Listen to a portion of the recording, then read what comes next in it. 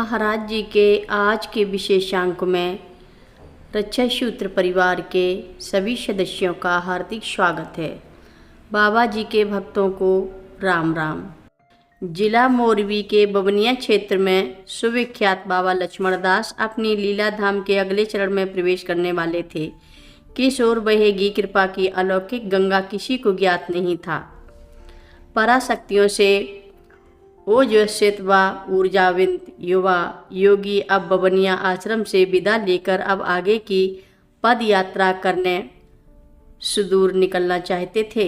प्रभु कृपा के आकांक्षी निर्मल मना दुखी पीड़ित प्रतीक्षित भक्त न जाने कितने लंबे समय से अनदेखे अनजाने रास्तों घरों व गांव में पलके बिछाए बैठे थे। बबनिया मंदिर आश्रम में साधक जीवन के महत्वपूर्ण वर्षों की गहन तपस्या के पश्चात युवा संत लक्ष्मण दास को अनुभव होने लगा, अब इस स्थान पर अधिक समय तक नहीं रहना है। रमता जोगी बहता पानी, कभी एक स्थान पर रहकर जीवन सार्थक कर सकते हैं क्या?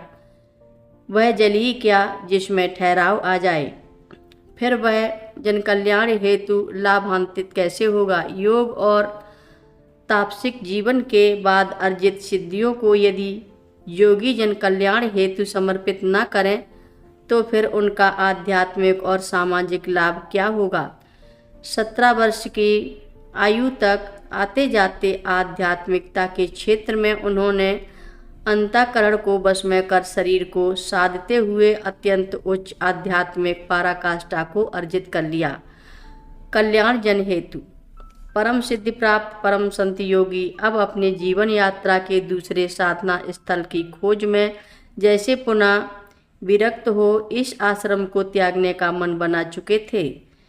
इस स्थान पर वैसे भी ग्रामवासी उनके चमत्कारों से प्रभावित हो अत्यंत निकटता बनाए रखने हेतु प्रेम विवश होकर उनका सानिध्य प्राप्त करने को आते ही रहते थे।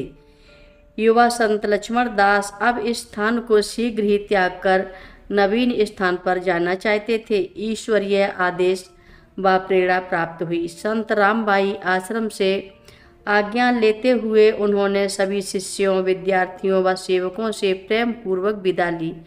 माता स्वरूपा साध्वी कदापि नहीं चाहती थीं कि वे आश्रम को छोड़कर कहीं और जाएं, परंतु रमते जोगी से ऐसी अपेक्षा करना भी व्यर्थ की कामना थी। उन्होंने भारी मन से पुत्रवत योगी संत लक्ष्मण दास को आशीर्वाद देकर विदा किया और अब योगी लक्ष्मण दास हाथ में कमंडल और चिमटा लिए अपने अज्ञात पथ पर पुनः अग्रसर हो गए। एक बार फिर से अनदेखे जंगल दुरूह कठिन मार्गों से होते हुए वे सम विषम परिस्थितियों की अग्नि में स्वयं को आहूत करते हुए आत्मनिर्देशित पदयात्रा हेतु आगे बढ़ चले।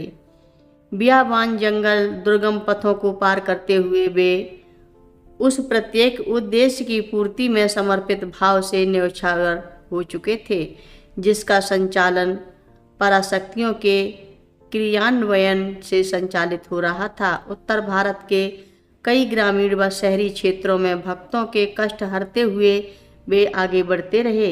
इस बार बाबा लक्ष्मण दास का निवास किसी एक क्षेत्र में अधिक दिन तक नहीं रहा। प्रेम कृपा और अलौकिक शक्तियों की इस पवित्र धारा में ईश्वर के वे कृपा पात्र ही अपना जीवन सफल कर सके जिन पर प्रभु की अतीव कृपा रही हो। नीप करोरी गांव की संध्या बड़ी ही मनोहारी थी। अपने अपने काम धंधे से निवृत्त पाए कुछ ग्रामीण पीपल के पेड़ की छांव में निश्चिंतता से अपनी बातों में व्यस्त कुछ दुख सुख बांट रहे थे। इस नीम के पेड़ के पास बने चबूतरे के समीप ही एक मिट्टी की बनी कुटिया जैसी थी जिसमें पुरानी मूर्तियां थीं। अधिक देख रेख न होने से यहाँ भक्तजन कम ही आते थे। कथा लंबी है, आगे की कथा सभी भक्तों को अगले भाग में सुनाएंगे। हर रोज महाराज जी की कथाएं सुनने के लिए सभी भक्तों का धन्यवाद। सभी भक्त रक्षा सूत्र चैनल को सब्सक्राइब करें, शेयर करें, लाइक करें, घंटी बजाना ना भूलें।